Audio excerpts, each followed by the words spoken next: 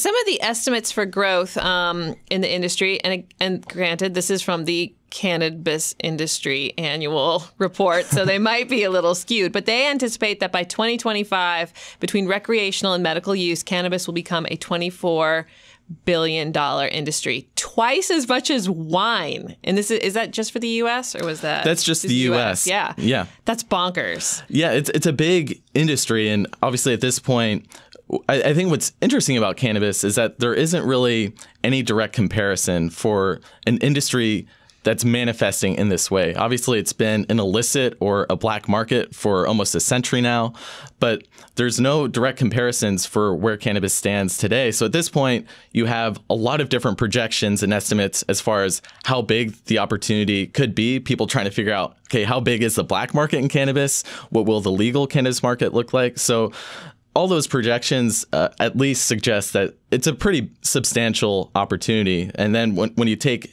into consideration the potential global opportunity as more countries legalize medical cannabis and then most likely recreational cannabis down the road, that really should open up legal cannabis to an increasingly mainstream audience and become a bigger industry as a result.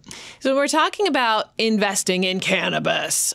What really are we talking about? What kinds of companies? Because I don't imagine I'm just going to go hand some money to a hippie standing out in a field in the middle of Oregon. You could. I could. It's just not a good investment. But I just don't know that that's the great way. Probably right way not to do it. encouraged. Yeah.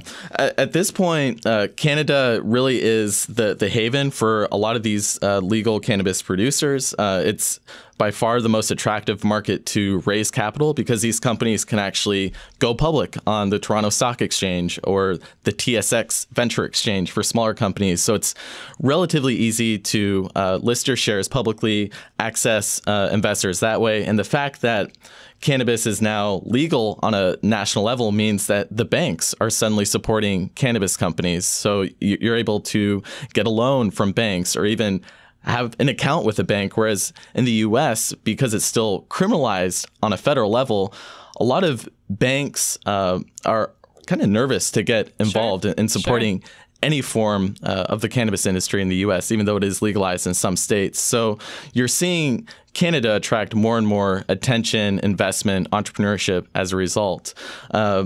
You have companies really all along the value chain. You have companies that are looking to produce cannabis, companies that are looking to distribute cannabis. And oftentimes these companies are actually vertically integrated because there isn't, unlike other crops right now, there's not this excess supply of cannabis you can access. So if you want to sell cannabis or sell a branded cannabis product, you also need to grow the cannabis at this point. But part of what's exciting here is that we are treading new territory. So we'll finally see how this market unfolds over the next year and beyond in Canada. So yeah, that gives you an idea of the landscape. But right now, there's probably over 100 publicly traded cannabis companies up in Canada. And yeah, they're all across the spectrum as far as where their place is in the industry.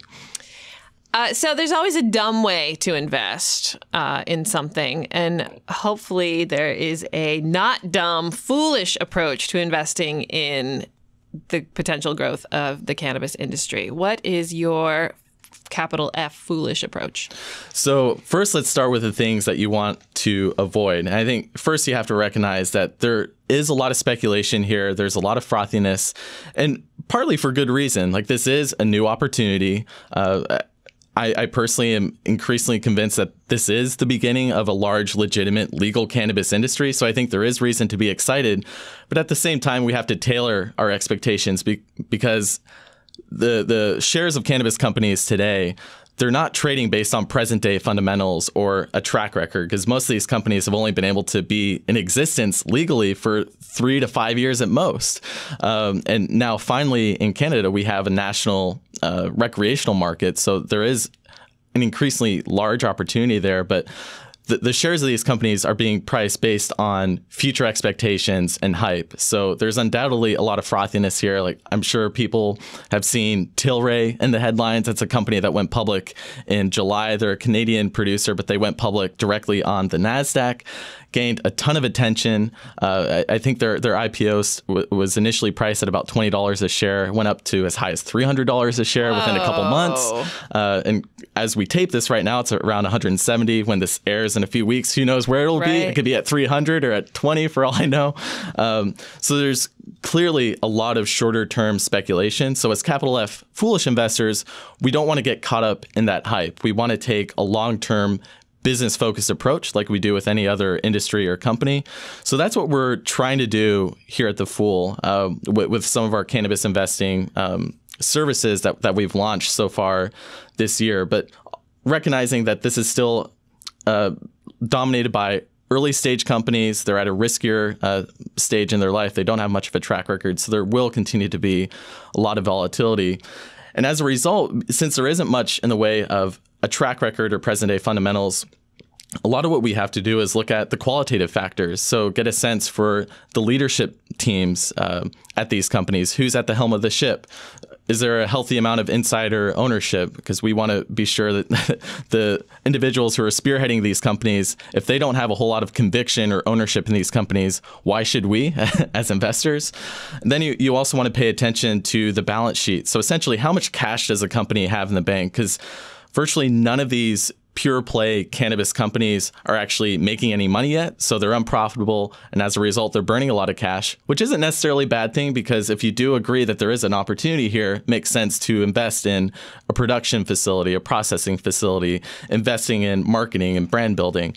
But you want to be sure that the company has enough cash to support that. So those are some of the factors that we look at. And then we also want to taking a long-term approach, we want to be sure that we're finding companies that are positioning themselves to be a relevant player in the long term. So we're not necessarily worried about where the share prices will be in a month or 3 months or even a year. We're more interested in what are the odds that this cannabis company will be a relevant and thriving player in the industry 3+ years from now? So trying to take that long-term approach is kind of the way that we're playing a different game than a lot of the speculation and short-termism that's dominating the category right now.